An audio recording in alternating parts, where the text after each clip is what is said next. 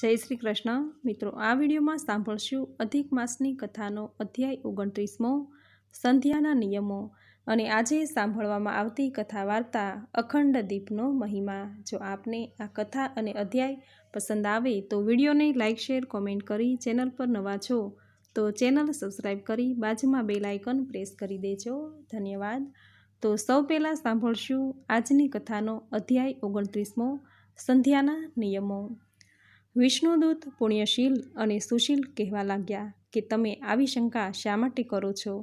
તમે ભગવાન પુરુષોત્તમની પ્રસન્નતા પામ્યા છો, તેથી અમે તમને ગોલોકમાં લઈ જઈ રહ્યા છીએ। અરે હું તો મહાપાપી છું। કોઈ પણ જાતના સત્કર્મ કર્યા વગર મારા પાપની નિવૃત્તિ ક્યાંથી થઈ કે ભગવાન મારા પર પ્રસન્ન થયા અને મને લેવા માટે દેવ વિમાન મોકલ્યું? આ સાંભળી દેવદૂતો બોલ્યા કે તમને પવિત્ર પુરુષોત્તમ માસના મહાત્મ્યની હજુ સુધી ખબર નથી। આ પવિત્ર માસ આજે જ પૂર્ણ થયો અને તે માસમાં તમારાથી એવું તપ થઈ ગયું છે કે જે દેવોથી પણ ન થઈ શકે। તમે વાનરના સ્વરૂપમાં હતા એટલે તેનો મર્મ જાણી ન શક્યા। તમારાથી અધિક માસમાં અજાણપણે પુરુષોત્તમ વ્રત થઈ ગયું।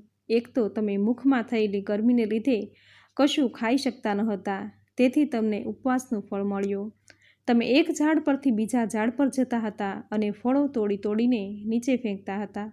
તેનાથી જતા આવતા વટેમાર્ગુઓ તૃપ્ત થતા હતા, પશુ પંખીઓ તૃપ્ત થતા હતા, એટલે આનાથી તમારે દાન પણ થઈ ગયું। તે દાનનું ફળ તમને મળ્યું। પીડાને લીધે તમારાથી જળ પણ પી શકાતું ન હતું, તેનું પણ તમને નિર્જળા ઉપવાસ તરીકેનું ફળ મળ્યું। ઘણા દિવસો તમે ટાઢ તાપ વેઠ્યા, તેનું ફળ તમને તપ તરીકેનું મળ્યું।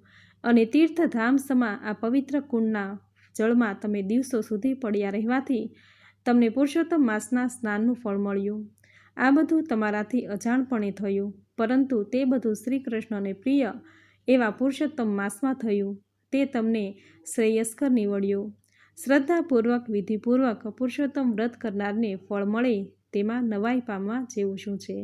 તમારો જે હૃદય પલટો થયો છે અને દેવાંશી સ્વરૂપ મળ્યું છે તે પવિત્ર પુરુષોત્તમ વ્રતના લીધે જ છે। ગોલોકમાં દેવ વિમાન આવતા બે ભુજાવાળા શ્રી કૃષ્ણ ભગવાનને પ્રત્યક્ષ જોઈ તે હર્ષ પામ્યો। આમ પુરુષોત્તમ વ્રતના પ્રતાપે તેનો ગોલોકમાં વાસ થયો। આમ શ્રી નારાયણે કદર્મ બ્રાહ્મણની કથા નારદજીને સંભળાવી। પછી નારદજીએ પૂછ્યું, હે નારાયણ, અગાઉ તમે દિવસના પ્રથમ ભાગમાં કરવાનું કૃત્ય કહ્યું હતું, તે હવે દિવસના બીજા ભાગમાં શું કરવું તે સમજાવો તો મોટી કૃપા કરી કહેવાશે। નારાયણ બોલ્યા, હે નારદ, હવે તે બધું સાંભળો। પ્રથમ પ્રાતઃકાળમાં ધ્યાન, પૂજા વગેરે કર્યા હોય તે પછી મધ્યાહને 5 યજ્ઞો કરી તલથી તર્પણ કરવું। પછી અન્નનું બલિદાન દેતા કહેવું કે હે પશુ પક્ષીઓ, સિદ્ધો, દેવતાઓ, પ્રેત, પિશાચો અને દૈત્યોના સમૂહો, અત્રે મેં આપેલા અન્નને જે ચાહતા હો તે તમે અંગીકાર કરો। પછી અતિથિને જમાડી કાગડા, કૂતરા અને ગાય માટે અન્નદાન કરવું। સંત, સાધુ અને બ્રહ્મચારીઓને પણ ભિક્ષા આપવી। યતિ અને બ્રહ્મચારી રાંધેલા અન્નને ગ્રહણ કરનારા છે, માટે તેઓને અન્ન આપ્યા વગર જમાય નહીં। અતિથિને પ્રથમ હાથમાં જળ દેવું, તેમ કરીને ભિક્ષા આપવી અને ફરી પાછું જળ દેવું। આમ કરવાથી ભિક્ષા મેરુ સમાન અને પાણી સમુદ્ર સમાન થાય છે। બધાઈને જમાડી પછી પોતે પૂર્વ દિશા તરફ મુખ રાખી જમવા બેસવું। કાંસાના પાત્રમાં જમવાથી બળ, બુદ્ધિ, આયુષ્ય અને યશ વધે છે। જમતા પહેલાં સત્ય ત્વંતે આ મંત્ર બોલી હાથમાં જળ લઈ ભૂમિ પર છાંટી ભાણામાંથી થોડુંક ઉત્તમ અન્ન લઈને બોલવું કે ભૂપતિને નમું છું, ભુવનના પતિને નમું છું અને ભૂતના પતિને નમું છું, એમ કહી 3 બલિ આપવા। ભોજન કરતી વખતે કોઈની નિંદા કરવી નહીં, મૌન સેવવું તે ઉત્તમ છે। ભોજનની થાળીની આસપાસ જળનું કુંડાળું કરવું અને ભાતની 3 ઢગલીઓ મૂકવી। ભાત ન હોય તો જે ભોજન પીરસેલું હોય તે મૂકવું। જમતી વેળાએ રસવાળા પદાર્થો જમવા, ત્યારબાદ કઠણ પદાર્થો ખાવા। કેટલું જમવું તેના પર શાસ્ત્રમાં નિર્દેશ કરેલો છે। યોગીએ 8 કોળિયા ભરાય તેટલું ખાવું। વાનપ્રસ્થ જીવન ગાળનારે 16 કોળિયા ભરાય તેટલું જમવું। ગૃહસ્થાશ્રમીએ 32 કોળિયા ભરાય તેટલું જમવું અને બ્રહ્મચારીએ ભાણામાં પીરસ્યું હોય તેટલું આરોગવું જોઈએ। બ્રાહ્મણ હોય તેને શાસ્ત્રએ નિષેધ કરેલું ભક્ષ્ય અને ભોજન ખાવું નહીં। વાસી, સૂકું અને ઠંડુ ભોજન પણ જમવું નહીં। જમી રહ્યા પછી પ્રાયશ્ચિત કરવા માટે હાથમાં જળ લઈ મંત્ર ભણીને અંજલિ મૂકવી। પછી મોઢું, દાંત સાફ કરી આચમન કરી રહ્યા બાદ ભાણા પરથી ઉઠવું. જમ્યા પછી 16 કોગળા કરવાથી મુખની શુદ્ધિ થાય છે. આહાર પચે તે માટે 5 મહાપુરુષો શનિ, કુંભકર્ણ, અગસ્ત્ય, વડવાગ્નિ અને ભીમસેને સંભાળવા.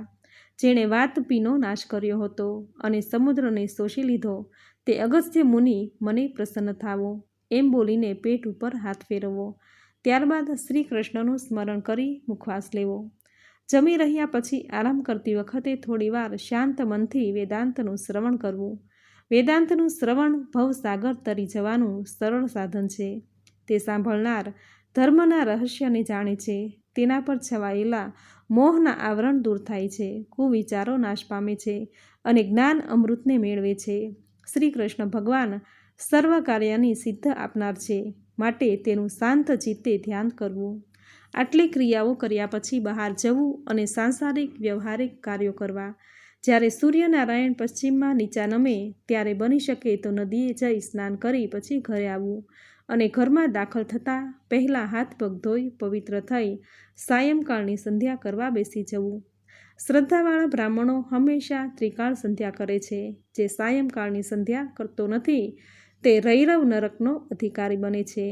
ક્યારેક કારણસર મોડું થઈ જાય તો પણ સંધ્યા નિયમ મુજબ કરી લેવી. નિયમ તૂટે નહીં તેનું ખાસ ધ્યાન રાખવું. સંધ્યા કરનારે દિશાઓને અને દિશાઓના દેવતાઓને નમસ્કાર કરવાનું ભૂલવું નહીં. સંધ્યા કરી રહ્યા પછી અલ્પ આહાર લઈ પ્રભુ ભજન કરતાં સૂઈ જવું. સૂઈ રહેવાના પણ શાસ્ત્રમાં પ્રકાર વર્ણવ્યા છે. પોતાના ઘરમાં પૂર્વ દિશા તરફ મુખ રાખીને સૂવું અને બહારગામ મુસાફરી કરનારે પશ્ચિમ દિશા તરફ મુખ રાખીને સૂઈ રહેવું.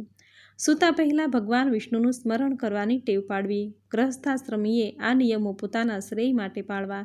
પરધનને હાથ ન લગાડવો, પરસ્ત્રીને માતા સમાન ગણવી અને સ્વપત્ની સાથે તિથિ તહેવારનું મહત્ત્વ જાળવીને મર્યાદાથી રહેવું. જીવનને પાયમાલ કરનાર દારૂ, માંસ, માટી, જુગાર, કેફી વસ્તુઓ વગેરેના સેવનથી દૂર રહેવું.